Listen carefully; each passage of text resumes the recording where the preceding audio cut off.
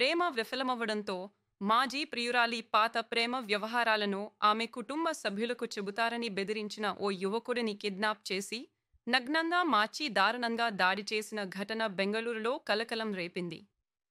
ఈ దారుణానికి పాల్పడిన 8 మందిని పోలీసులు అరెస్టు చేశారు. ఈ ఘటన జూన్ 30న నగర శివార్లలోని సోలదేవనహల్లి పరిధిలోని హేసరగట్టలో చోటు చేసుకుంది. ఈ కేసులో నిందితురాలిగా ఉన్న 17 ఏళ్ల మైనర్ బాలికను అధికారులు మహిళా సంరక్షణ కేంద్రానికి తరలించారు. పోలీసుల ప్రాథమిక విచారణ ప్రకారం బాధితుడు మైనర్ బాలిక గతంలో ప్రేమించుకున్నారు. కొన్ని నెలల క్రితం వ్యక్తిగత కారణాలతో వారిద్దరూ విడిపోయారు. అనంతరం ఆ బాలిక మరో యువకుడితో సన్నిహితంగా ఉండటం ప్రారంభించింది. ఈ విషయం తెలుసుకున్న మాజీ ప్రియుడు ఆ బాలికకు ఫోన్ చేసి నిలదీశాడు.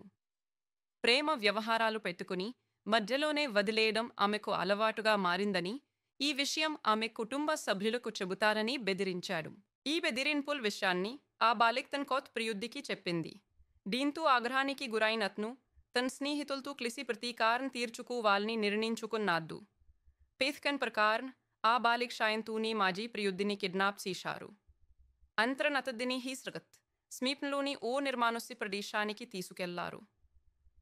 అక్కడ బాధితుడి బట్టలు విప్పించి గన్గా మార్చి బెత్తాలతో తీవ్రంగా కొట్టారు. ఈ దాడిలో యువకుడు తీవ్రంగా గాయపడ్డాడు. బాధితుడి ఫిర్యాదు మేరకు రంగంలోకి దిగిన పోలీసులు మైనర్ బాలికతో సహా 8 మంది నిందితులను అరెస్ట్ చేసి విచారణ చేపట్టారు. ఈ ఘటన గతేడాది సినీ నటుడు దర్శన్ కేసును గుర్తుకు తెస్తుంది.